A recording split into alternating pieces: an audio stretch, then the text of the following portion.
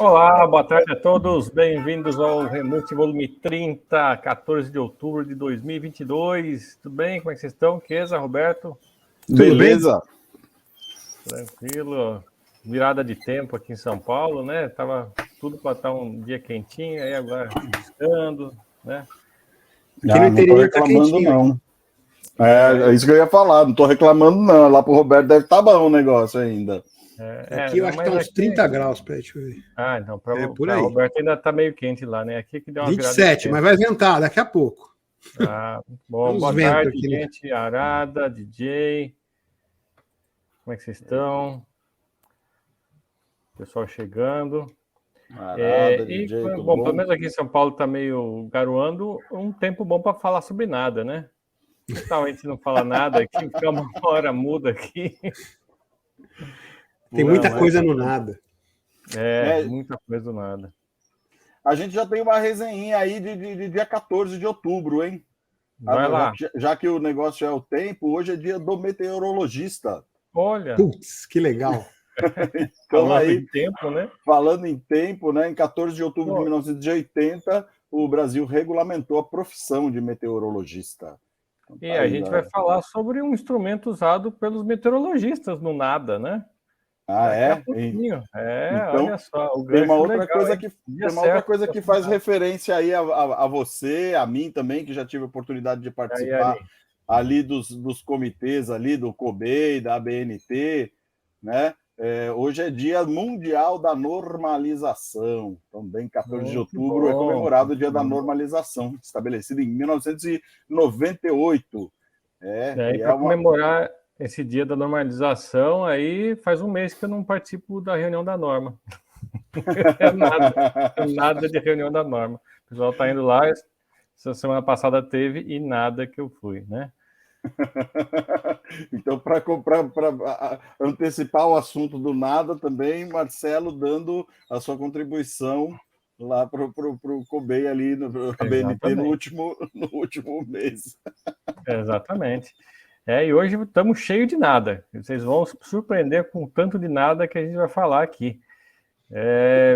Tem mais algumas efemérides aí para hoje, antes de eu introduzir as minhas? Temos o Dia da Pecuária e a gente não pode esquecer também amanhã, Dia do Professor, né? Muito importante. É verdade, Olha lá a piadinha do Arada lá, né? Putz, com certeza.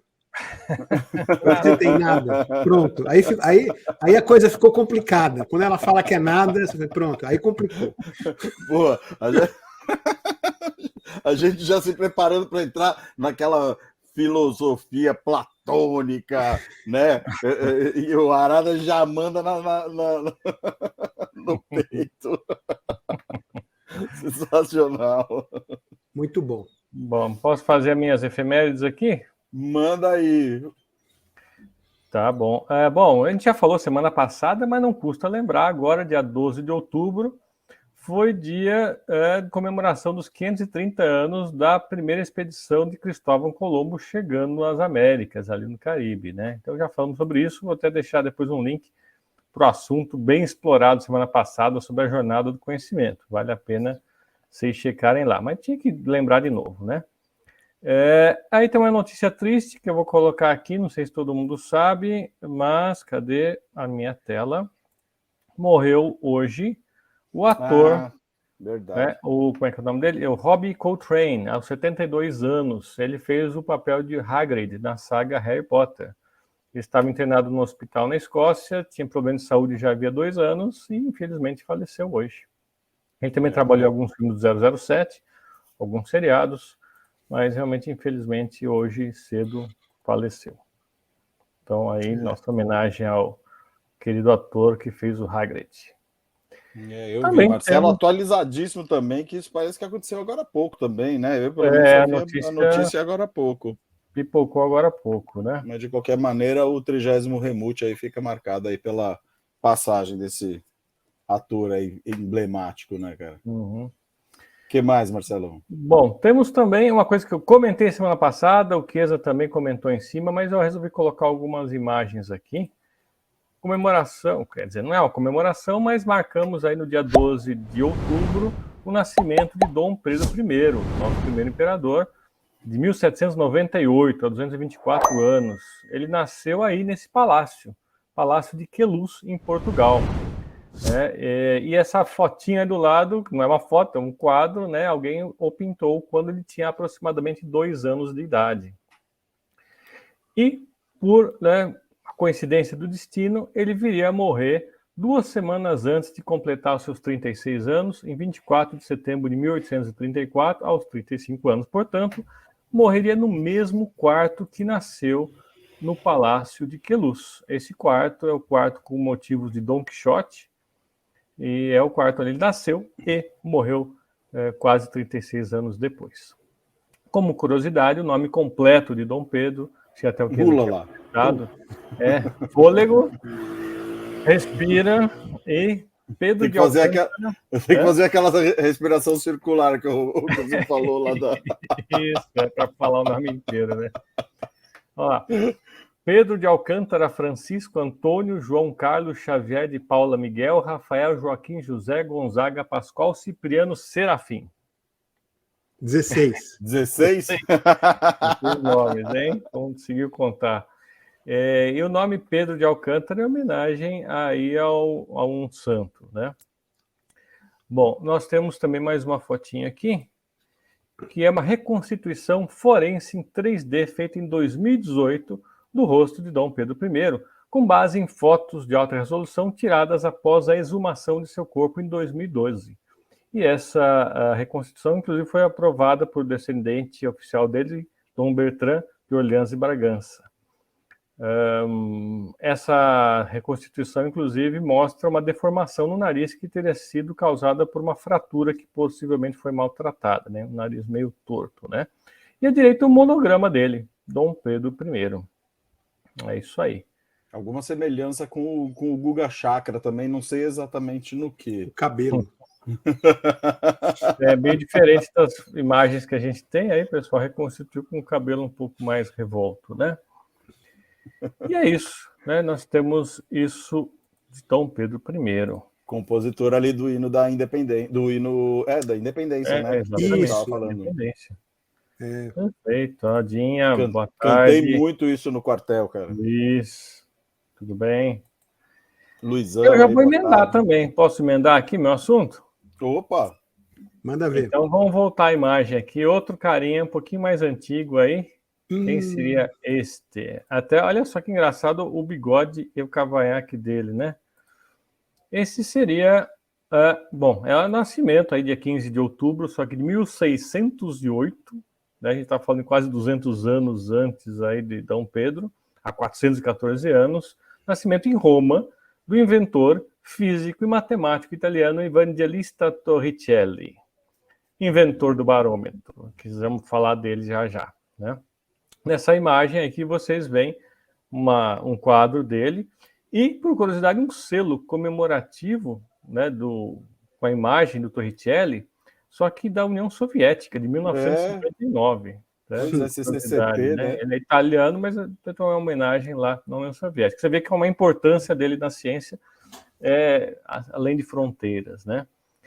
Ele foi aluno de ninguém menos que Galileu, né? Olha só, ele foi aluno de Galileu. Nossa! E depois que Galileu morreu, Torricelli foi apontado para ser seu sucessor como matemático oficial do Grão-Duque Ferdinando II e dono da cadeira de matemática da Universidade de Pisa. Temos aqui uma imagem de um pátio interno da Universidade de Pisa, só para contextualizar, e um selo da universidade também dada por um dos papas da época, lá em 1343. Veja como é antiga essa universidade, né? Bom, qual que é a história aí que leva ao barômetro, né, que vai servir de gancho aí para historinhas aí do nada, né? Como assim do nada, né? Bom, desde a antiguidade, época de Aristóteles, né, 2000 e tantos anos atrás, o pessoal acreditava que o ar não tinha peso, era alguma coisa totalmente etérea, sem peso nenhum. Mas tinha uns fenômenos aí que não se encaixavam nessa explicação. Por exemplo, bombas, né, de água, que tentavam puxar água para cima, para levar para um prédio, para um castelo, para o que seja, não conseguiu puxar além dos 10 metros, mais ou menos. Não puxava. Chegava nos 10 metros, caía a água toda, né? Bom, desde a antiguidade Aristóteles achava que a natureza tinha horror a vácuo. Não tinha como existir vácuo, né? Mas achava-se, inclusive, que era a força do vácuo que puxava essa água para cima, no caso da bomba de sucção, né? E que a 10 metros a água ficava muito pesada e caía. Mas Torricelli não concordou muito bem com isso, não, né? Ele discordou disso. Galileu já estava meio desconfiado de que a natureza não é que não tinha horror da vácuo, mas não gostava muito, né? Tanto é que quando passava dos 10 metros ficava um trechinho que parecia um vácuo ali antes de desabar tudo, mas daí desabava tudo a água, né? Aí Torricelli quis demonstrar que não era a força do vácuo que puxava a água para cima, e sim o peso da atmosfera, ou seja, o ar teria peso, esse peso empurrava a superfície da água e empurrava para dentro do cano, e até 10 metros só, porque esse era o peso da água, seria o peso da atmosfera em cima daquela superfície da água, né? E equilibrava, né?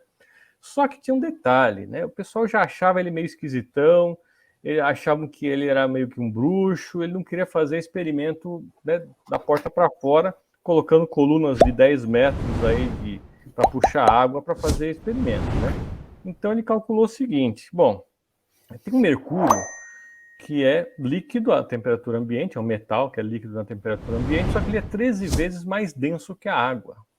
Então, na hora de você puxar, né, succionar o mercúrio para cima, eu não precisaria de 10 metros. Né? Como é 13 vezes mais denso que a água, eu precisaria de 1/13 dessa altura.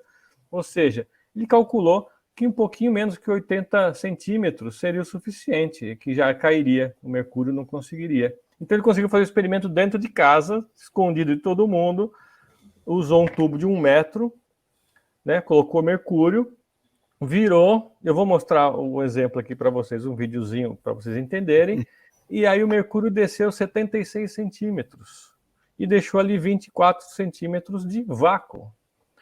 E foi o primeiro cara que conseguiu fazer vácuo durável na história, né? Porque antes caía a coluna d'água e durava, sei lá, segundos aquilo ali. E aí com o mercúrio ele é mais denso, ele, né, pela capilaridade toda, não caía e ficava o vácuo ali. E isso, né, foi dar um monte de como é que chama? De implicações na ciência que até o Roberto vai explorar, né? Mas com isso foi criado na prática o barômetro, né? Eu vou mostrar agora o videozinho para ilustrar esse conceito aqui da experiência deles, né? Cadê? Atenção, um videozinho bem rapidinho. Torricelli filled a glass tube, open at one end, with mercury. Then, closing off the open end with a finger, he tipped the tube upside down and lowered it into a basin containing more mercury. He observed that the column of mercury descended only partially, stopping at a height of around 76 centimeters. Torricelli was convinced that the space created by the descent of the mercury in the tube was empty, and that the force holding up the column consisted of a pressure exerted by the air on the mercury in the basin. É isso. É isso daí. Fez esse experimento, aqui está novamente o desenho, né? O mercúrio desceu por causa do peso da atmosfera, né? E você tem variação disso, inclusive, em cada localização que você está, né? Dependendo se você está em locais mais altos. Então, Roberto acho que vai puxar esse gancho, mas exatamente, se você subir e descer na altitude, o peso da atmosfera muda, e isso vai dar um efeito barômetro. Mas eu vou deixar para o Roberto falar depois. Você vai falar um pouco mais disso, né, Roberto? Posso falar um gancho agora? Assim, rapidinho? É assim, eu fui escoteiro quando eu era moleque, né? E uma das coisas que a gente aprendeu era, para prever o tempo, você olhava no horizonte. Então, você olha no horizonte distante e você vê se os objetos estão mal definidos, é porque a quantidade de ar que tem na atmosfera é grande. Então, as coisas ficam meia fuzzy, meia embaçadas. Se as coisas estão muito bem definidas, é porque a atmosfera está baixa, a pressão atmosférica está mais baixa. A gente consegue enxergar isso. Então, um dia que está chuvoso, você pode observar que uma distância longa, as coisas estão mais nítidas.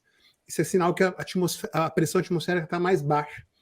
Então você consegue medir assim, pequenas variações só olhando, né, o horizonte e vendo os objetos. Né? E quando a pressão está baixa e a temperatura está... A pressão abaixando e a temperatura abaixando, a chance de chover é maior. Então, isso era a umidade aumenta, né? A umidade tende a aumentar também, né? Porque baixa a temperatura, aumenta a umidade relativa, né? E se aumenta a pressão, aumenta mais ainda a umidade. Condição para chover, porque às vezes tem nuvem, mas não chove. É só você olhar assim e falar, tem nuvem, mas não vai chover. Enfim, então é só uma dica, só um comentário aí. Bacana. O Arada está entrando ali no... Também. O Arada está entrando de cabeça ali também no tema, né? Tá filosofando aqui, né? E só o vácuo tem o nada. Exatamente. Só para completar a história de Torricelli, ele também não fez só isso, tá? Ele teve outras importâncias aí na ciência, né? O Roberto vai pegar o gancho do barômetro e seguir em frente, do nada, né? Mas, além disso, ele descobriu a lei de Torricelli sobre a velocidade de fluidos em aberturas, o princípio de Torricelli sobre o equilíbrio dos corpos. Ele estudou também o movimento dos projéteis, criando a parábola de segurança, e foi o primeiro a dar uma descrição científica da causa dos ventos. E, além disso, ele descreveu um negócio chamado trombeta de Torricelli. Vou colocar aqui na tela, que é só interessante essa trombetazinha. É hipotética, né? É uma figura derivada de uma equação exponencial 1 sobre x, que você gira no eixo e você tem essa corneta. O que tem de interessante nessa corneta? Que se você for calcular a área da superfície dela, ela é infinita, mas o volume dela é finito. Veja, é um sólido que tem uma área, superfície externa infinita, mas o volume é finito. Né? Também é chamado de trombeta de Gabriel. Ele calculou isso antes do cálculo, antes da existência do Newton, né, ter publicado o seu princípio matemática. Né? Mas o volume é finito porque na pontinha fina ali você começa a desprezar valores muito pequenos, não é isso? Não, mas é que a soma da progressão geométrica ela faz tende a convergir, né? É uma loucura isso. Não me peça para explicar isso, não, tá? Eu só sei você faz por cálculo integral isso daí, né? Provavelmente. Ele não fez isso porque não existia ainda, né? O cálculo integral. Ele usou mas outro método. Você tem o cálculo integral e tem o limite, né? Deve ser por aí. Eu nem me atrevo. Eu fico por aí também, né?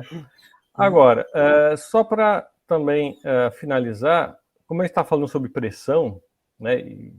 E realmente o barômetro lida com a medição da pressão, uma unidade de pressão chamada torr, torr, né, na verdade com 2 R's, né, que seria a abreviação de Torricelli, foi criada em sua homenagem. E essa unidade torr é definida como sendo 1/700º da pressão atmosférica. A ideia é que originalmente era para ser a pressão de 1 milímetro de mercúrio medido a 0 graus. Tá? Então, só que essa unidade não está no sistema internacional, mas ela foi criada em homenagem a ele. Outras unidades de pressão comumente encontradas por aí são o Pascal, que é sim a unidade oficial pelo sistema internacional, que equivale a 1 newton de força por metro quadrado de área, mas tem algumas outras unidades que vocês podem ouvir por aí, inclusive na área de pressão de pneu, esse tipo de coisa, como por exemplo o bar. O bar é uma unidade que vale 100.000 pascais, ou 100 quilopascais. Tem o AT, que esse eu não conhecia, mas equivale a 1 kg-força por centímetro quadrado, que equivale a 98.000 e uns quebrados pascais. Tem o ATM, que seria a atmosfera, que equivale a 760 tors, ou 101.325 pascais. Tem o próprio torr, que é 1 milímetro de mercúrio, que equivale a 133,32 pascais, e o libra-força por polegada quadrada, usada, né, provavelmente na Inglaterra, né, no sistema imperial, que equivale a 6.894,76 pascais. Então, para quem... Esse é o do pneu. Tem o libra e tem bar também, né? Às vezes você vê em bar os pneus, né? O libra-força por polegada quadrada e bar. Então é isso aí. Tudo isso é unidade de medição de pressão. Muito bem. Muito bem. Boa noite, Zion Accommodations from London. Good night. Good evening, my dear. Fala aí, Roberto. Bom, então, já que você falou do Pascal, eu vou seguir com o cientista chamado Blaise Pascal, não sei se essa é coincidência, né? A pronúncia dele, né? Que ele era mais, vamos dizer assim, mais saidinho que o Torricelli, né? Então ele pegou os experimentos de Torricelli e levou para fora, né? Então mostra aí a foto é uma pintura, né? Para a gente conhecer o Blaise Pascal, esse cara aí.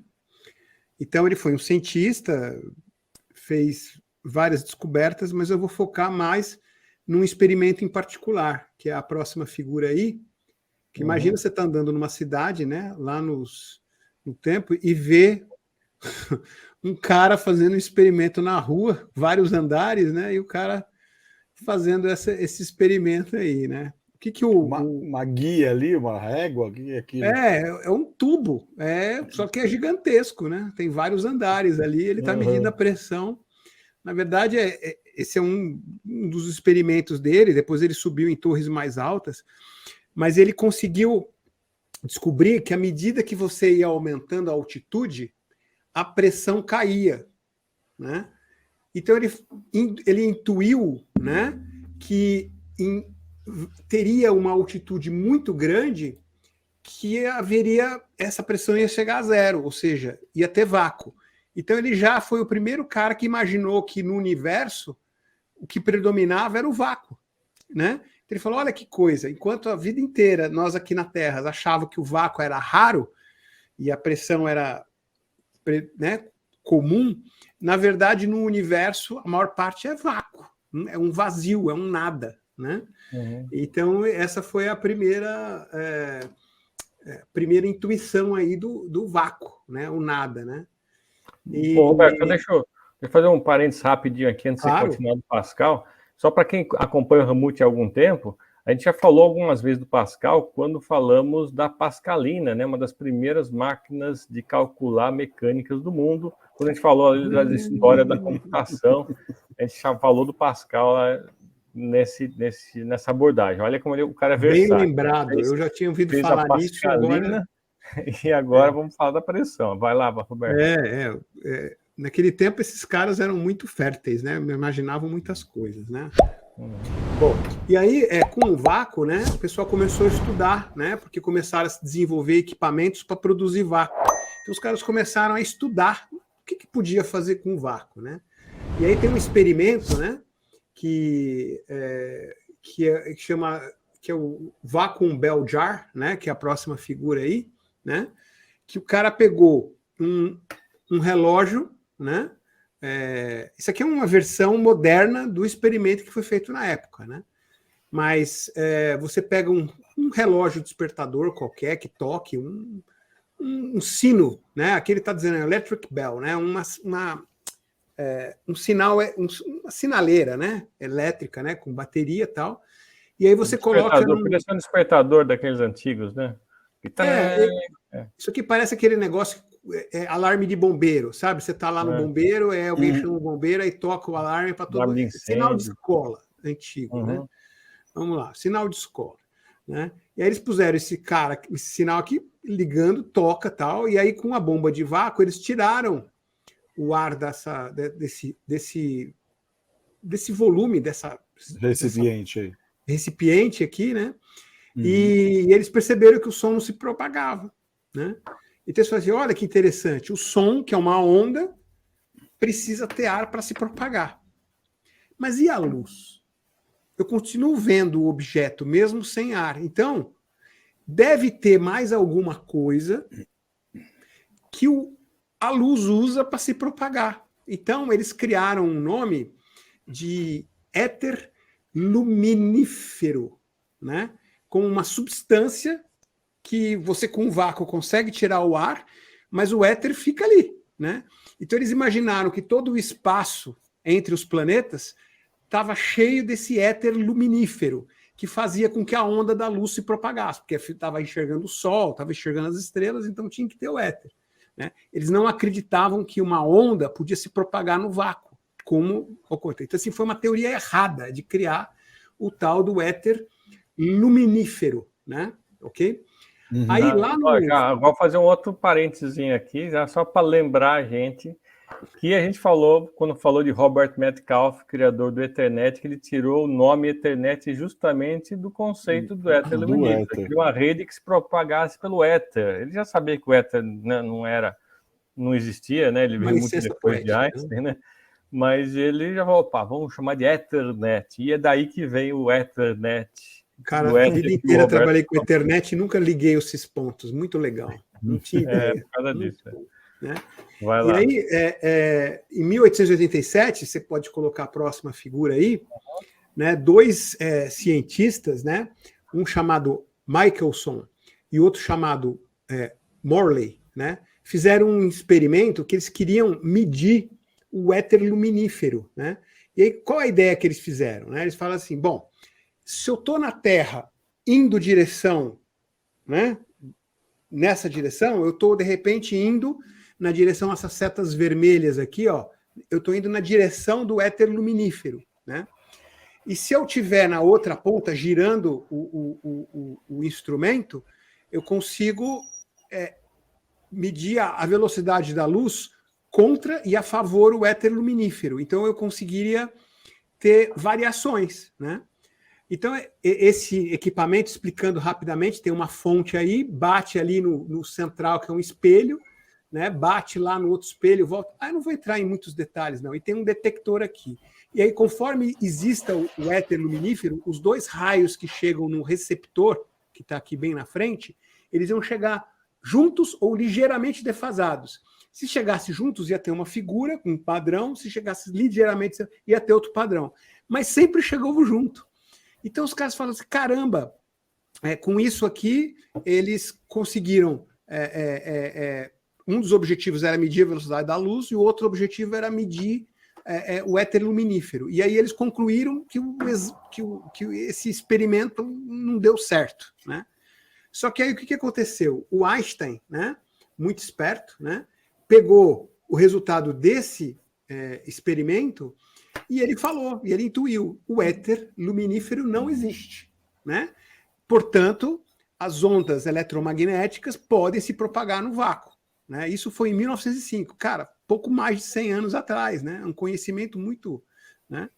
E aí se concluiu aí nessa época que o vácuo era realmente vazio, né? Não tinha nada, não tinha éter luminífero, não tinha nada. Só que não, tem mais coisa lá dentro. E agora vai começar a viagem, né? Então vamos lá. Ao mesmo tempo em que o Einstein descobriu que o vácuo era literalmente nada, e ele estava errado nisso, né? Surgiram algumas aplicações práticas com vácuo. Então, estava surgindo as primeiras lâmpadas, as primeiras experiências com vácuo para produzir... Só um minuto. Para produzir... Desculpa, pessoal, esqueci de colocar aqui no... O iFood chegou aí? Não. iFood nada. Desculpa. Desculpa. Então, nessa época, surgiram essas primeiras aplicações. Então, o pessoal cada vez mais conseguia ter muito mais contato com o vácuo e os cientistas começaram a fazer muito mais experiências com o vácuo, né? E aí teve um monte de experiências, né? Uma dessas experiências, né, provocou lá, nessa época, né, provocou que a descoberta do raio-x em 1895 e a descoberta do elétron em 1896, com experimentos dentro de câmeras de vácuo, de vidro, que eles, né, faziam lá as folhas se aproximar, enfim. Ou seja, eles estavam começando a descobrir o mundo microscópico ali, né, com o elétron em 1896. Virada do século XIX. Né? Falamos também do Thomson, que descobriu o elétron. Falamos alguns remutes atrás aí. Tudo se liga, né? E falamos da Curie lá, a Madame Curie? Madame Curie. Do rádio, né? Tudo ligado, Mas assim, aí o pessoal falou, bom, existe o elétron, vamos medir ele, qual que é o tamanho, qual que é a carga, qual que é a velocidade e tal. Então, mas não dá para enxergar, né? Então tinha que fazer experiências indiretas, né? Uma dessas experiências é a experimenta da dupla fenda, que está na próxima figura aí, né? E essa experiência se mostrou muito curiosa, né? Por quê? Aqui eu tenho... o ambiente é o mesmo, né? Então eu tenho uma fonte de luz que passa por uma dupla fenda, né? Eu posso fazer isso com luz, que é fóton, ou posso fazer isso com elétrons, tá? Aqui é luz, né? Então eu coloco duas fendas, né? A luz passa pelas fendas e cria lá no fundo, ó lá, um padrão que vai alternando de cinza, preto, branco, cinza, claro, assim por diante, que é a interferência das ondas. Ora são interferências construtivas, ora destrutivas, entendeu? Não sei se vocês... Enfim, mas eu acho que é fácil de intuir isso, né? Uhum. Tá? Agora, o mais interessante é que com o mesmo aparato, né? Isso aqui é absurdo, é incrível, né? Dependendo, se você colocar medidores, né, de detector, a luz se comporta como partícula. Ela não se comporta como onda, entendeu? Então, assim, com a luz é muito fácil, porque eu acho que vocês já devem ter ouvido. Não, a luz é fóton. Porque o elétron muda de camada e produz um fóton. Beleza, isso é luz, tá? Uhum. Mas em algum momento, não, a luz é uma onda eletromagnética. Então, peraí, a luz é partícula ou a luz é onda, né? E aí a mecânica quântica vai dizer assim, que nessas escalas, as partículas, né, elas podem se comportar como ondas e ao mesmo tempo como partículas. É muito difícil para a gente, que tem os nossos sentidos adaptados para o mundo macro, conseguir intuir isso. Mas teve um monte de experimentos, um monte de provas que mostrou isso, né? Que as partículas atômicas... Então, quando você entra no mundo da mecânica quântica, das partículas muito pequenas, as coisas são, ora se comportam como partícula, ora se comportam como onda, como esse experimento aí, tá? E aí, desse experimento, né, vem um teorema, né, chamado teorema, é o princípio da incerteza de Heisenberg, que ele diz o seguinte, né? Quando você determina a posição, ou seja, quando você está enxergando a partícula como partícula mesmo, você consegue determinar a posição dela, mas você não sabe a frequência, não sabe a velocidade. E quando você enxerga ela mede ela como um padrão, uma onda, você enxerga a velocidade, porque tem o ciclo, né? O período, a frequência da onda, né? Mas você não enxerga a posição, ela está espalhada, né? Então, o princípio de Heisenberg está ligado nessa característica de, no mundo microscópico, as coisas podem ser tudo pode ser partícula ou pode ser onda, né? Isso é muito difícil da gente intuir, mas esses experimentos mostram isso, tá? Né? E agora começa uma outra viagem, né? Que é o seguinte: se você pegar as equações de Heisenberg, que relacionam, então, quantidade de movimento, momentum, né? E com velocidade. Se você fizer umas manipulações matemáticas, você vai chegar a um outro dois pares, que é energia e tempo. E aí começa uma coisa que é assim, por um tempo muito pequeno, né? Você pode ver, pode ter uma... Se o tempo é grande, você não tem a energia constante, igual a zero, dentro de um vácuo. Agora, se você diminuir o tempo, você consegue ver certas flutuações, e tiveram experimentos que mostraram isso, incrivelmente, que do nada surge uma partícula de energia, surge uma quantidade de energia e depois some. Isso é infinitesimal, 1 trilionésimo de segundo, tá? Isso já foi observado, tá? Mas tem que ser uma quantidade muito pequena e um tempo muito pequeno para você conseguir medir essa quantidade de energia que brota do nada, né? É incrível. Aí você fala, pô, mas como que isso é possível, né? Ninguém consegue. Aí um outro cara, né, chamado Paul Dirac, né, que eu acho que foi um dos maiores gênios do século XX, né, ele criou uma equação chamada equação de Dirac. O objetivo aqui não é entender a equação, é só mostrar ela mesmo. Ainda bem, porque eu não ia ter a menor ideia de como eu também não. Eu não tenho a menor ideia disso, mas... São matrizes, né?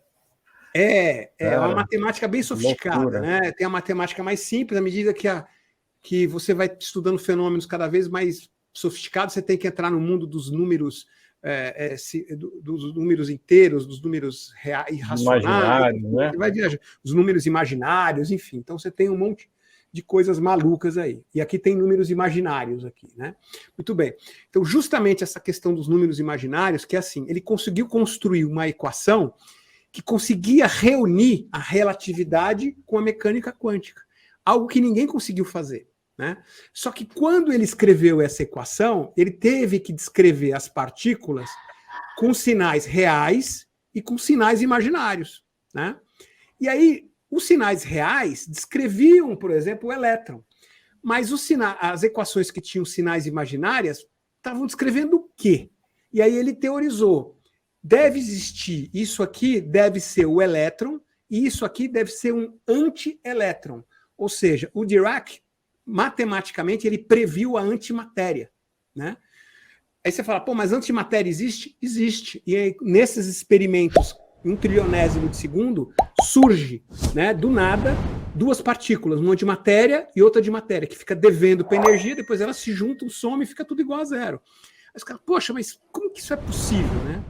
E aí, para terminar a minha tem uma próxima figura aí que mostra, né, a matéria. Então, aqui está um exemplo, né?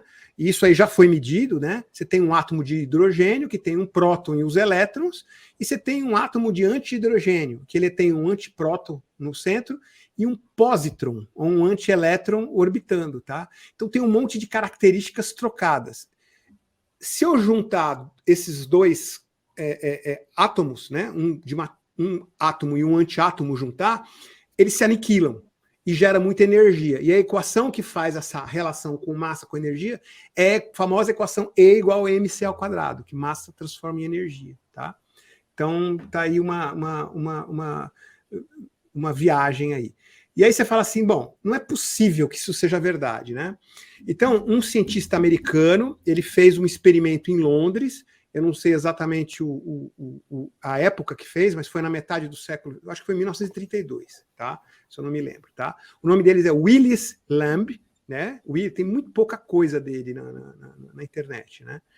O nome dele é Willis Lamb, e ele fez um instrumento, que ele criou uma câmera de vácuo gigante, colocou lá um laser, então não tinha nada, e esse laser tinha que medir se aparecesse alguma flutuação. E ele conseguiu ver as flutuações aparecendo nessa câmera de vácuo. E ele falou, e aí ele mediu essa flutuação e ele chegou com uma precisão de 99,9999% da carga do positron e do antielétron que surgiram e sumiram. Então, isso é um dos experimentos mais precisos que existem, é esse do Willis Lamb. Então, essa viagem das coisas aparecerem e sumirem do nada foi provada pelo Willis Lamb, né? E para concluir aí a minha viagem pressinada, eu tenho um vídeo que eu recomendo vocês assistirem, que está aí na próxima figura, que está disponível lá no Prime Video da Amazon, que chama Tudo e Nada. É um documentário de 2 horas. Na primeira hora, ele fala muito do universo e da relatividade. E na segunda hora, ele fala muito do microcosmo, né, do mundo das partículas, e da mecânica quântica. E ele fica relacionando as duas coisas. Então, assim, eu assisti essa série já algumas vezes e eu sempre fiquei muito fascinado, porque tem muitos links muito interessantes, né? Que eu não abordei aqui, né, por causa do tempo, mas eu recomendo aí que vocês assistam está disponível lá na Amazon, tá? É bem interessante. E é isso. E essa viagem aí, né? E tem mais coisas que estão descobrindo, eu recomendo assistir aí, que é empolgante. Desculpa aí a minha Siri aqui, que é empolgante. Às vezes ela fica ouvindo aí que você fala e fica respondendo. Itinerário, ela escutou lá. Itinerário, ela escutou. Né? Então, a minha Siri, de tanto o telefone ficar com a minha mãe, ela já fala assim, pega o casaquinho, vai chover, tá frio, não esquece o guarda-chuva, antes mesmo de eu falar qualquer coisa. Muito bacana essa jornada para o nada, hein? E é legal esse vídeo, esse filme aí da Amazon aí, que explica de uma maneira bem interessante aí o tudo e o nada, que nem o Roberto falou. Eu vi esses dias aí. Achei bem legal. Ele começa ele começa com um aspecto bem histórico, né? Falando de Aristóteles, né? Na parte do nada, né? Com a negócio, como você falou, né? Que a aversão ao vácuo, né? E ele vai andando, passa por Torricelli, passa por Pascal e vai andando por o cara não entendeu nada. Você não é o único. Mentecina, você não está sozinho. Eu não tive a menor ideia, né? A única coisa que eu vi lá veio uns números imaginários. É só isso que eu entendi, né? Ou seja, 1% da fórmula. O barato desses caras que aparecem com essas teorias, né? É que eles são tão vanguardistas que não tem ninguém para julgar a veracidade ou se está certo ou não o caminho dessa teoria, né? Porque é inovador demais, né? Demora muito tempo para fazer experimentos nisso, né? Oi? Demora muito tempo para fazer experimentos e criar experimentos para observar isso, muita tecnologia. Então, e aí você tem que fazer máquinas cada vez mais sofisticadas para medir isso. Então, por exemplo, para você medir lá a existência de uma partícula que forma, né, a física de partículas, né, que tem os bósons e os etc, né? E aí tinha o tal do bóson de Higgs, a famosa partícula de Deus. Então os caras tiveram que construir uma ferramenta que é o Collider, né, o acelerador de partículas. Large Hadron Collider, LHC, né? Isso, LHC, exatamente. Que ele tem, eu acho que 180 quilômetros de diâmetro, né? É o maior equipamento já construído pelo mundo, custou bilhões, né? Então, assim, cada vez que você vai mais fundo para tentar descobrir coisas, você tem que criar experimentos maiores, né? Mas sabe que não é minha especialidade, obviamente, isso, mas é uma coisa que esses aceleradores de partículas ajudam também. Você comentou de partículas que surgem e depois de bilionésimo de segundo desaparece. Se você coloca num campo eletromagnético muito forte, você vai acelerar, porque se ela for carregada eletricamente, né? E você vai acelerar a uma velocidade muito alta essa partícula que surge, por exemplo. E quando você acelera próximo à velocidade da luz, o tempo dilata. Então ela não passa a ter só 1 bilionésimo de segundo, ela passa a durar mais, e aí você consegue detectar de uma maneira mais fácil. Você usa a contração relativística a seu favor aí. Por isso que eles aceleram muito as partículas. Ou seja, hoje é fácil provar que com a relatividade o tempo varia, né? Por causa desses instrumentos absurdamente sofisticados, né? Interessante. Não, impressionante você demorar anos e ter investimento de bilhões de dinheiro para dar um avanço que, na verdade, é deste tamanhinho na ciência, mas que depois ele vai repercutir de uma forma gigantesca, porque isso muda tudo, né? É que nem descobriu o DNA. Quando descobriu o DNA, mapeou o DNA, foi uma revolução para a ciência, né? Mas assim, muitas pessoas acham que, não, eu tenho que fazer uma descoberta pelas aplicações, pelo dinheiro. Não, isso tem, né? Mas também tem o que a gente falou no último Remute, a busca do desconhecido. Eu quero descobrir tudo bem, átomo é feito de elétron, de nêutron e de próton, mas do que é feito o próton, do que é feito o elétron, do que é feito o nêutron, né? Aí tem lá, ele explica. Quarks, também tem quarks. Né? Quarks, lepton. O Alain lembrou do filme Interestelar, que mostra essa contração do tempo relativística, né? Quando o personagem pousa naquela lua muito próxima ao buraco negro e ele fica alguns minutos ali na superfície, isso é como se fossem anos e anos para quem está ali fora, né? Daí ele volta, o cara lá em cima da nave que estava esperando, tá velhinho. Eu me lembro, né? bem, 1 hora era 7 anos. Não lembro. Né? Eu acho que era isso, 1 hora era 7 anos. Né? Mostra isso também. Né? Acho que a Olair sabe essa relação de tempo aí. E aí, Chiesa, o que você tem a me dizer do nada? Cara, eu fui desafiado por você e pelo Roberto para falar sobre o nada na música, né? Minha vontade na hora de não falar nada, né? E acabei não falando nada na hora e fui obrigado a falar alguma coisa agora na hora do tudo ou nada. Ô, Chiesa, desculpa aí, viu? É minha. Não, isso aí mesmo.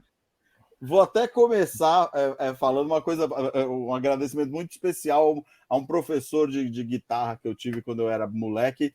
Ele era um maestro recém-formado, regente, um cara sensacional, Gertz de Palma, uma figuraça, me ensinou muito. E uma das coisas que ele me ensinou, quando a gente começou a trabalhar campo harmônico e solos de guitarra, essas coisas, ele falou assim, cara, você precisa aprender a solar com o silêncio, com o vazio, com a ausência de nota. Isso é o que vai deixar a sua música bonita. Às vezes você dá uma nota e sustentar ela no vazio é muito legal. Então, tá aí a minha referência já ao nada, ao vazio, que é você também saber trabalhar com a nota, e que nota colocar é muito importante, e que nota não colocar, como diria o Miles Davis, é mais importante ainda, né?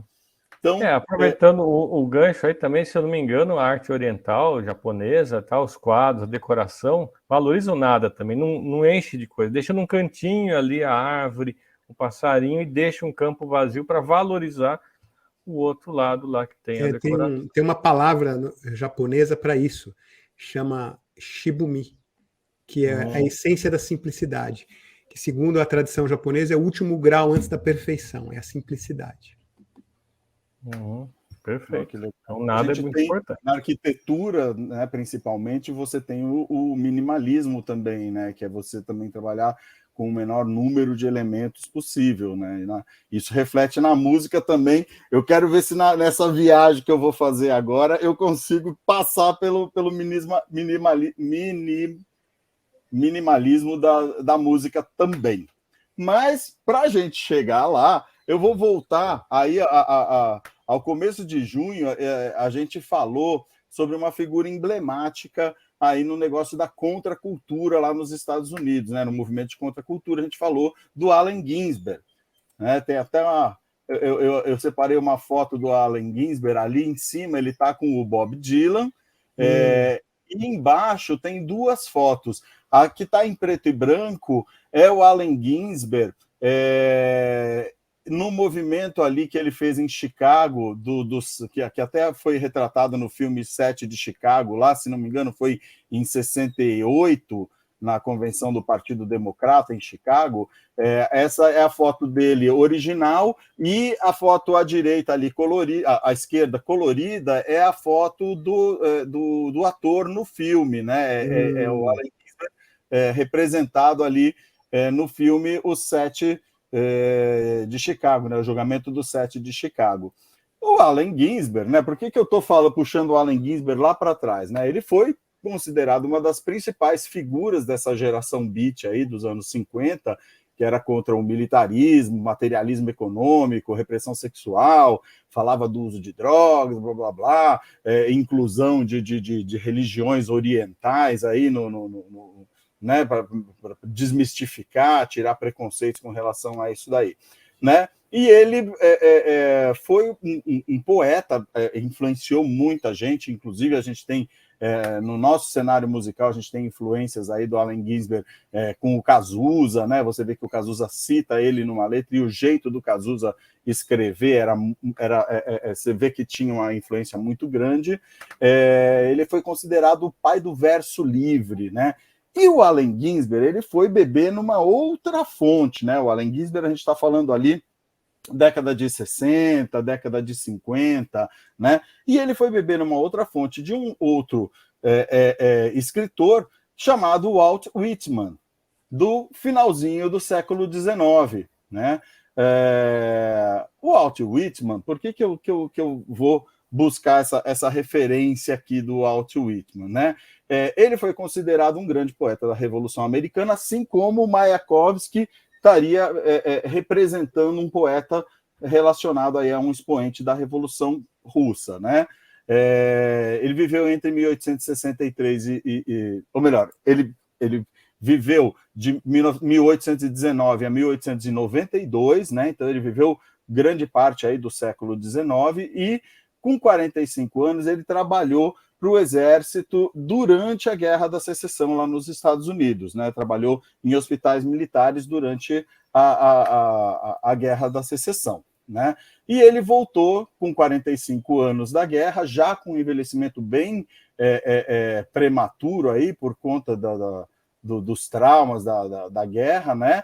E acabou sofrendo em 1873 uma paralisia facial, depois a mãe dele morreu, ele ficou muito desgastado, foi morar em Washington, e nos últimos anos de vida ele foi um cara muito pobre, acabou sofrendo um outro ataque de paralisia e morreu aos 72 anos, em 1892. O Walt Whitman, ele ficou muito conhecido por ser um escritor que trabalhava um tipo de linguagem de poesia que era muito falada, era bastante narrada, né? Era uma fala fluente, não era aquela coisa tão melodiosa, tão cantada, tão estruturada, né? Não era aquela poesia cantada, né? Melódica, né? E ele acabou influenciando esses artistas como Allen Ginsberg e por consequência o Cazuza também, nessa poesia mais cantada, mais falada, e isso teve uma repercussão muito grande aí em toda essa geração do final ali do século XIX e durante todo o século XX, né? O próprio Walt Whitman, ele é citado, por exemplo, no filme La Sociedade dos Poetas Mortos, que é um filme de 1989, e o filme se passa em 1959 na Universidade Welton, na Welton Academy, né? E o professor, o John Keaton, ele usa algumas passagens do Walt Whitman para abrir os caminhos, aí, abrir a cabeça dessa sociedade, né? Esses primeiros meninos ali que ele educava. Ele tinha sido um ex-aluno lá da universidade, e aí ele começa a abrir a cabeça dos meninos e ele usa uma frase, ele usa um poema chamado Oh Captain, My Captain, né? Para eles referenciarem o professor quando chamarem por ele, fazendo uma referência a um poema mesmo que foi escrito pelo Walt Whitman, para referenciar a morte do Abraham Lincoln, né, que no caso seria o capitão, os Estados Unidos como um cenário, que seria o navio dentro da poesia ao Captain, My Captain, e as viagens que ele cita desse navio, nessa poesia e desse capitão, ele relembra trechos da Guerra Civil, ele faz uma alusão ali com as coisas envolvidas, né, os conceitos envolvidos na Guerra Civil, né, e as imagens também que ele viu na época. E ele não só pregava os ideais do Carpe Diem, né, que ele também escreveu um poema do Carpe Diem, né? E é uma coisa emblemática também que o professor John Keating usa para fazer com que os alunos tenham essa ansiedade de se sentirem livres, de aproveitar a vida, de não ficarem presos a conceitos, a dogmas, a uma estrutura social que não faz eles felizes, né? Então, aonde que eu vou ligar? O Roberto tinha um... Não, você acabou falando, eu queria traduzir. O Carpe Diem quer dizer aproveite o dia, né? Que é uma tradução do latim aí, mas você falou. Sim, tá. No filme deve ser Seize the Life, né? Que também seria em inglês, né? Então, ele usa, na verdade, no filme ele usa o Carpe Diem mesmo, né? Ele usa o latim mesmo para se referenciar, e é o poema dele, o poema também do Walt Whitman. E onde que o Walt Whitman entra nessa história? O Walt Whitman, ele é uma referência que foi usada várias vezes em vários lugares, não só na Sociedade dos Poetas Mortos, ele foi usado... Fernando Pessoa escreveu um poema chamado Saudação ao Walt Whitman, em outras séries de TV também, ele aparece também como citações, ele influenciou gerações aí de poetas, cantores, músicos, que a gente vai acabar citando isso daí, fazendo a minha relação com a música, mas eu vou falar em especial de uma série que foi ao ar, uma série de TV que foi ao ar nos Estados Unidos, chamado Breaking Bad, em 2008, né? todo mundo aí, ou bastante gente aí, acabou se envolvendo com essa saga aí do Walter White, né? Que é o protagonista ali do Breaking Bad, que significa, Breaking Bad é uma gíria ali do sul, que significa que alguém se desviou do caminho correto, mas é um nome que tem vários sentidos, né? Você pode interpretar o nome Breaking Bad de vários sentidos. E onde está a relação ali do Walt Whitman, que eu vim falando, com Breaking Bad, e para a gente chegar no vazio, para chegar no nada, né? Só para a gente contextualizar, o Walter White, que é o protagonista, ele era um cara brilhante, só que frustrado, tinha um filho com paralisia cerebral, uma esposa que estava grávida, dívidas intermináveis, ele dá aula num colégio de ensino médio que ele odeia, e ele complementa a renda ainda trabalhando num lava rápido. Ele foi para azarar a vida diagnosticado com câncer no pulmão, né? Então o cara tá ferrado, cheio de dívida. Aí ele começa a produzir metanfetamina com um ex-aluno dele para pagar as contas e deixar uma herança, e deixar uma boa vida para o futuro dos filhos. O início da história é muito interessante, porque você fala, puta, o cara vai se sujeitar a fazer uma coisa muito ruim, mas é para uma coisa de bem e para manter a estrutura da família. E depois o mundo vira ao redor dele, né? Ele acaba assumindo a personalidade que você vê ali, ele quando está com aquele chapéuzinho preto, ele assumiu a personalidade, o alter ego dele ali, do Heisenberg, que ele chama, né? Isso daí no 6º episódio da primeira temporada, quando ele passa por uma transformação incrível ali. Ele acaba tendo que raspar a cabeça por efeito da químio que ele vinha fazendo, né? E ele acabou também de assassinar 2 traficantes ali que estavam começando a atrapalhar o caminho dele, e ele vai negociar com um chefe do tráfico lá na onda do cara lá, né? No território do cara.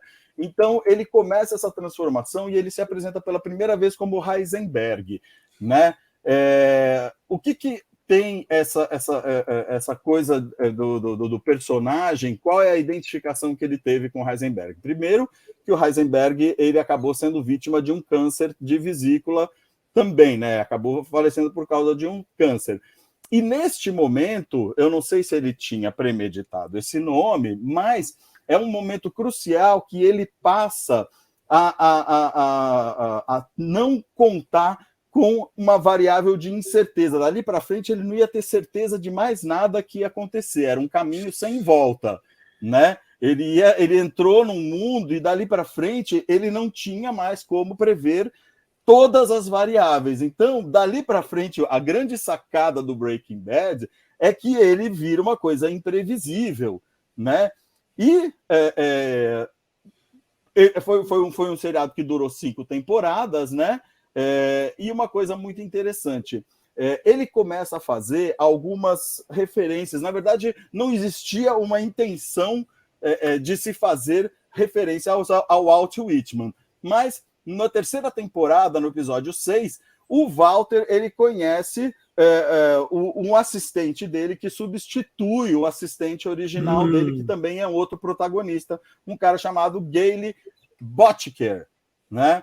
E ele fala um trecho de uma poesia para o Walter, que é do Walt Whitman, né? E essa poesia, ela faz com que o Walter tenha um interesse em aprender, em conhecer esse Walt Whitman. E olha só que coisa interessante, né? Ele fez o Gale fez uma conexão nessa poesia que ele colocou lá, que chama Quando Ouviu o Astrônomo Erudito, né, do Walter Whitman. Ele faz uma conexão que é o seguinte: é o desejo dele de fazer o que ele gosta, que é a química no laboratório, e uma vivência profunda com a natureza para sentir a perfeição do mundo ao redor. Então, esse era o contexto do poema Quando Ouviu o Astrônomo Erudito, né? E ele cita esse poema e impressiona demais o Walter White, e ele vai procurar, ele vai ler depois alguns... ele vai ler, na verdade, o livro mais famoso do Walter Whitman, que é Folhas de Relva, né? E aí quando ele citou, essa primeira vez que ele citou o Walter Whitman, a princípio era uma coisa que o próprio diretor e produtor, o Vince Gilligan, ele não tinha planejado isso, né? E ele não trabalhou isso como se isso fosse ter uma importância muito grande. Só que mais para frente, para ele desenvolver outros capítulos da série, ele voltou mais atrás para ver detalhes que pareciam insignificantes e que podiam mudar o rumo da história. E acho que esse é o grande o grande link que se faz aí com a teoria que o Roberto citou tanto aí, né? Que é você realmente não conseguir prever todas as variáveis, você não conseguir, no mais íntimo ali, na menor... Certeza, né? Exatamente, você não tem a certeza do que vai ser, mesmo você tentando criar um ambiente igual, essas variáveis elas podem não se repetir da mesma forma. O que também dá um ensejo muito interessante para a gente fazer uma alusão não só com o princípio da incerteza, mas também com a teoria do caos e aquele efeito borboleta, que fala que uma pequena ação feita de um lado pode ter uma reação gigantesca do outro lado. Então, alguma coisa que não é significante passa a ter significância. E eles começam a usar a figura do Walt Whitman em outros episódios, né? Agora, o mais interessante no terceiro episódio da 5ª temporada, que foi a última temporada, o Walter ele acha o livro Folhas de Relva, que está escondido ali numas caixas, está perdido quando ele volta para casa, e esse livro ele é muito importante depois, num outro episódio, que o cunhado dele, ou melhor, no mesmo episódio, o cunhado dele acha esse livro e vê uma dedicatória do Gale para o Walter White, falando, o meu segundo WW, esse livro. E é uma coisa interessantíssima, porque esse episódio, né, que é o episódio 8 da última temporada... Olha o spoiler, olha o spoiler. Vou ter que dar. Estou avisando, porque se você não assistiu o Breaking Bad, então, já aperta o mute aí por 2 minutos para não ouvir, porque se você não tinha tido, agora você pode fazer um Pix de R$20 na minha conta e economizar aí 64 horas de programa. Né? Boa. Mas só completando aqui, esse episódio ele chama Gliding Overall, né, deslizando sobre tudo. E Gliding Overall é exatamente um poema também do Walter Whitman, né? Que na verdade ele não é citado no caminho, né, durante esse programa, mas ele tem esse poema tem uma frase que eu vou ter que ler aqui, que eu separei, que é interessantíssima, que esboça tudo o que está acontecendo ali naquela realidade já no final da série, né? Uhum. Então o poema fala assim: deslizando sobre tudo, através de tudo, através da natureza, do tempo e do espaço. Tal como um navio que avança sobre as águas, a viagem da alma, não a vida isolada. Morte, muitas mortes cantarei. Esse poema, que é o Gliding Overall, ele tem 3 parcelas muito importantes do que influenciou a personalidade dessa mudança aí desse personagem do Walter White, né? Primeiro é que o Walter ele transcende, né? Quando ele faz a construção do Heisenberg, ele passa de uma figura que não existe para de uma figura que existe, que é o Walter, por uma figura que não existe, e ele não só deixa uma coisa como um personagem, mas transcende no sentido de transportar ele para ser um personagem, como ele transforma esse cara numa figura lendária. Então ele vai deixar um legado, vai deixar uma história. Quando ele fala no poema, deslizando sobre tudo, através de tudo, através da natureza, do tempo e do espaço. Então aí é ele transcendendo, né?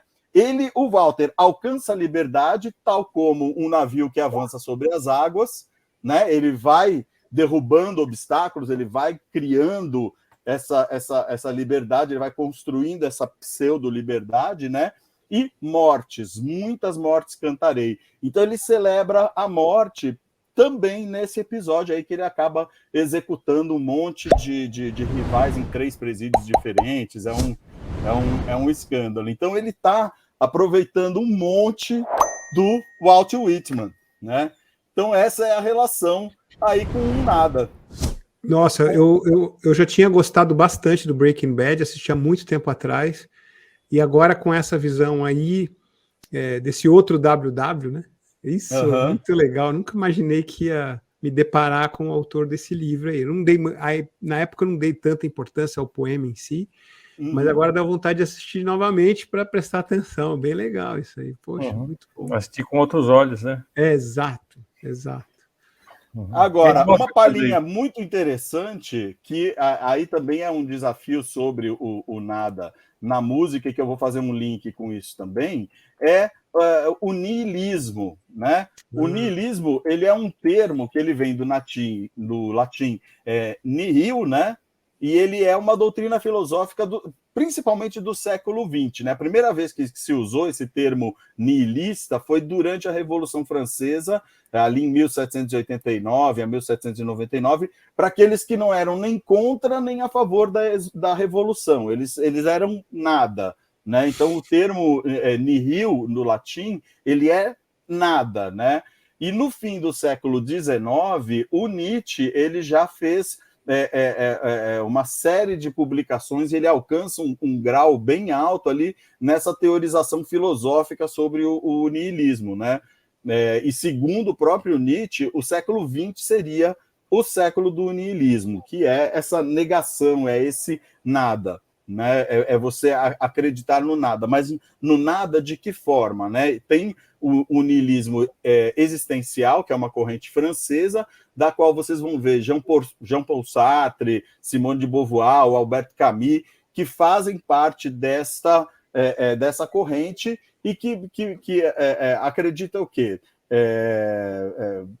Muitos têm uma visão agnóstica, então eles não têm Deus ali como alguma coisa que atue neste cenário, né? Então a própria descrença em Deus para eles quer dizer que se Deus não existe, tudo é permitido. Então é permitido a todo indivíduo ter consciência da verdade e fazer da sua vida o que ele bem entender, né? Então esse processo aí dessa evolução, dessa negação, que tinha a ver em negar alguns valores da sociedade, algumas tarjas que a sociedade põe nas pessoas para que sigam aquilo, sigam o niilismo, ele fala, faça o que você quiser, faça a sua vida. Isso influenciou muito o anarquismo nos anos 60 e o movimento punk dos anos 70, né? Então já surge, são 2 movimentos que surgem dentro do contexto da contracultura, onde o Allen Ginsberg estava inserido, né? Mas não como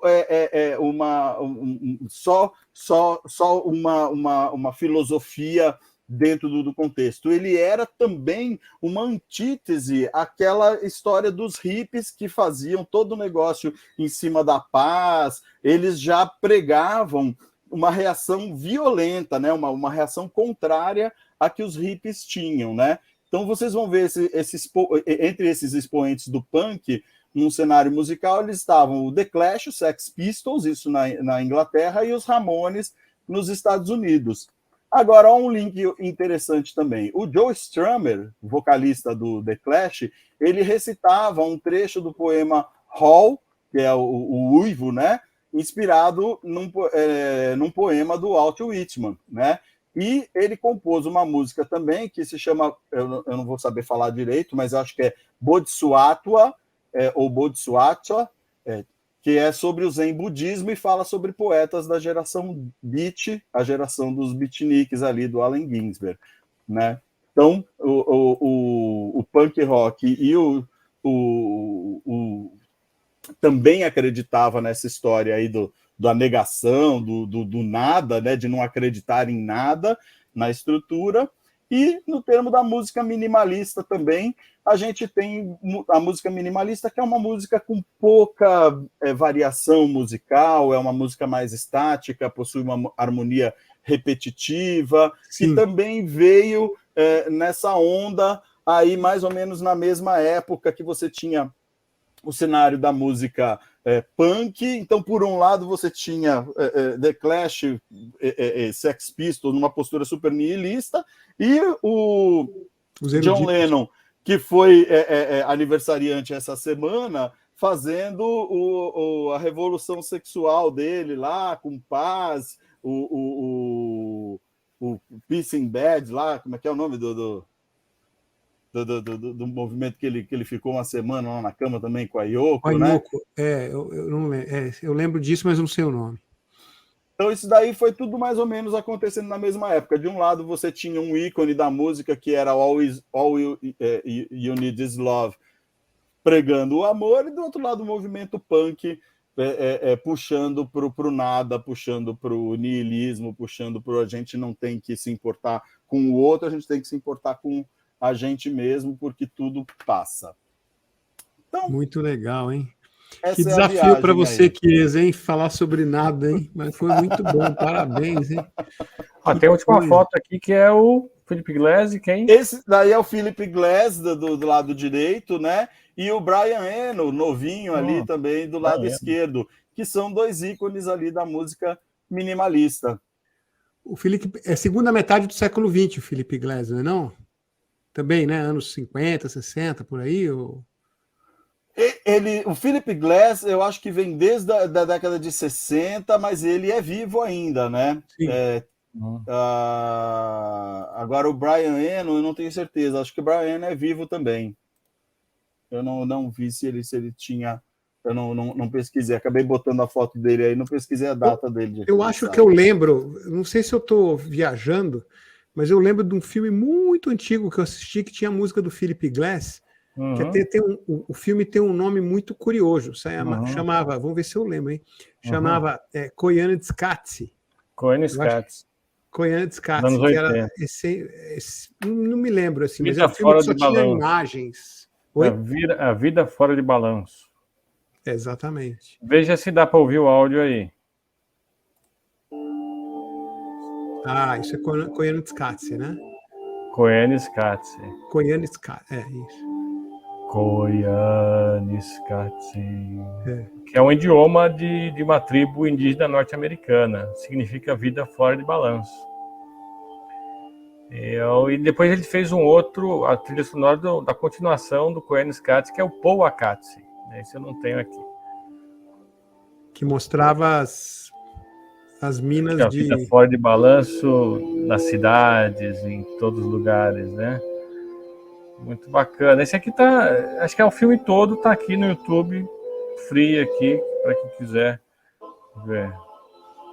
O filme que basicamente só mostra cenas do mundo de natureza, eu lembro da fábrica de salsicha, um negócio assim.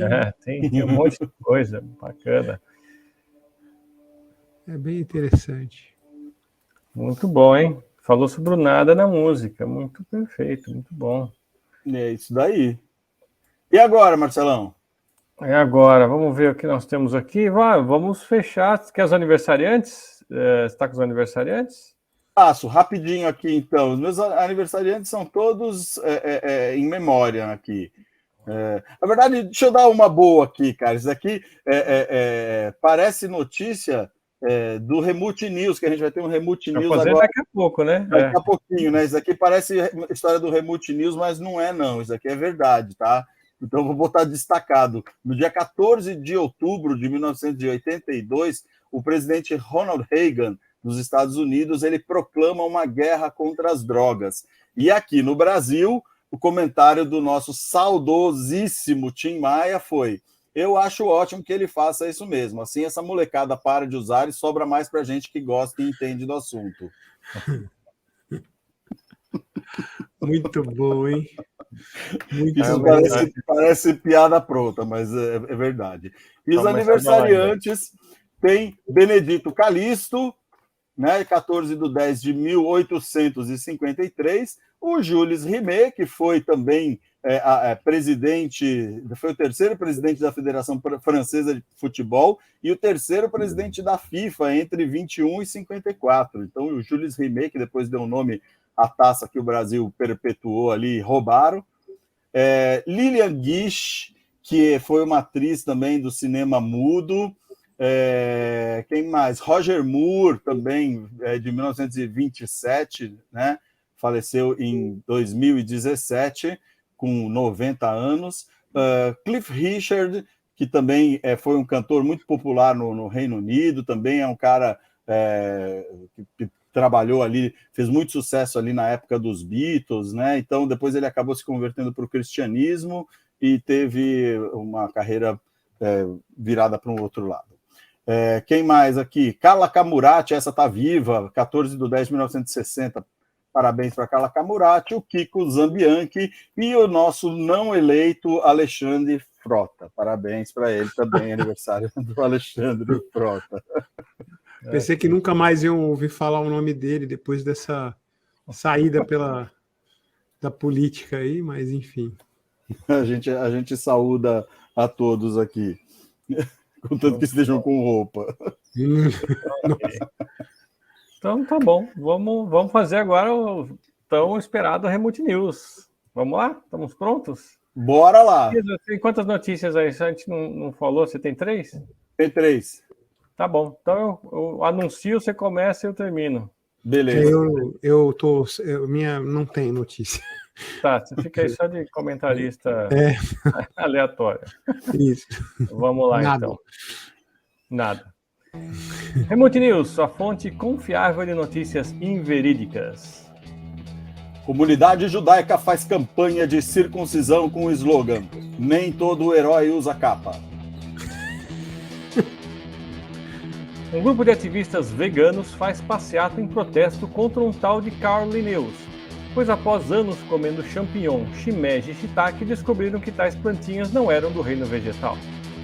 Putz. Venda em loja de armas termina em tragédia. Após uma discussão sobre o preço do produto, o vendedor quis dar o troco em bala.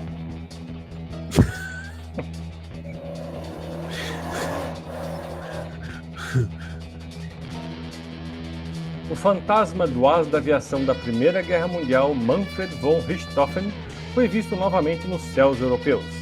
Ele, que também ficou conhecido como Barão Vermelho por causa da cor do seu avião, teria sido visto derrubando outros aviões. Em entrevista exclusiva com o fantasma, ele teria dito que fazia isso por dia nascer feliz, pois se sentia o maior abandonado. Disse ainda que seus inimigos poderiam vir quentes que ele estava fervendo.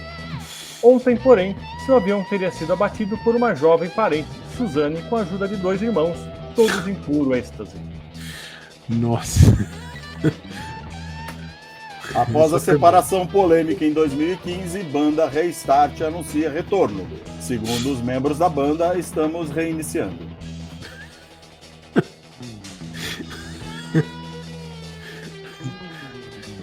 Cientistas criam a primeira máquina de teleporte do mundo, com a mesma funcionalidade daquela usada em Star Trek. O invento revolucionário levou 10 anos para ser construído e estava em exposição na Feira Mundial de Nova York até ontem, causando grande furor na comunidade científica mundial. Porém, ao testar o invento teleportando um guarda-roupas, o feixe teleportador refletiu no espelho do móvel e atingiu a própria máquina, teletransportando-a para outra galáxia.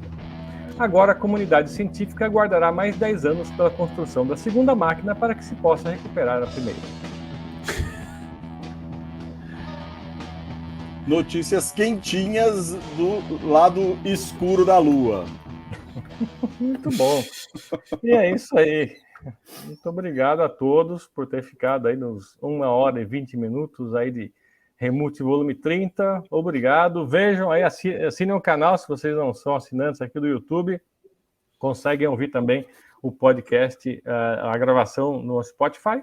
E a gente se vê semana que vem no episódio 31. Muito bom. Muito obrigado a todos. Muito Valeu, bom. galera. Até semana Obrigado, que vem. pessoal. Até semana que vem. Valeu. Valeu, gente. Até mais aí.